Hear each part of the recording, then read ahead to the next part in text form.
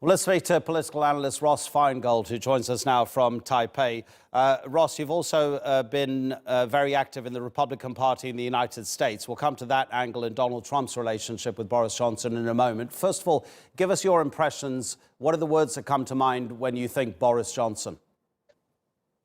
Well, he faces an enormous number of challenges for UK's foreign policy, not just dealing with Brexit, obviously dealing with President Trump and what kind of a relationship the UK and the United States will have in trade and security, the tensions with Iran, which are ongoing. And of course, speaking here from Asia, there are a number of issues with China, and the UK had previously announced its intentions to have a more active role in security issues in Asia. That's going to cost a lot of money. It remains to be seen whether parliamentarians or the broader British public are going to support that, and whether the new Prime Minister could put those earlier words into action by deploying more UK naval forces to this part of the world. So a very challenging environment. On the good side, he has experience as foreign minister. On the bad side, there was a lot of criticism about his tenure as foreign minister. Yeah, in your particular part of Asia, the South China Sea is one of the big international issues. Moving slightly further west, when you come to the Middle East, do you see Boris Johnson as being more of a natural ally of Donald Trump's and the White House's policy towards Iran?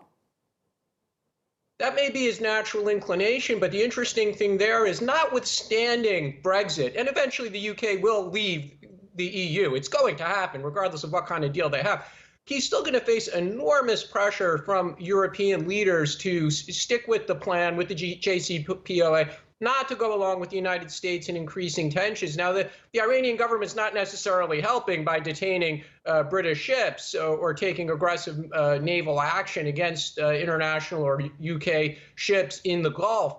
But he will face enormous pressure not to follow the U.S. policy and to stick with a European policy. And we're going to have to watch how that plays out, because some of the European leaders are also in a period of great flux. Obviously, German leadership change is upcoming. The EU's leaders have just changed over, as your report discussed.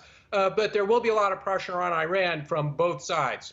So what about the personal relationship that he could develop with Donald Trump? Both men seem to be cut from the same cloth, and the word they use about both of them is populist. How are they going to get along? Well, it remains to be seen what that means for actual policy. So in a broader perspective, they're against multilateral organizations or multilateral trade agreements, arrangements like the EU. We could see where they have some common views. But remember, earlier in Trump's candidacy, if we go back 3-4 years ago, Mr. Johnson wasn't necessarily complimentary of Donald Trump as a presidential candidate or as a potential president. They've moved on from that. But beyond just saying we don't like the EU or the UN or multilateral trade organizations like the WTO, what does it really mean? I mean, can they achieve a bilateral trade agreement? Can they have a common security policy where the UK would spend as much money on defense as Donald Trump is going to ask? These things are very much unknowns, and we shouldn't just rely on the nice tweets that are coming from the White House to congratulate him on his new job as Prime Minister. Ross, as always, really appreciate it. Thanks very much indeed for speaking to us on TRT World. Ross Feingold in Taipei.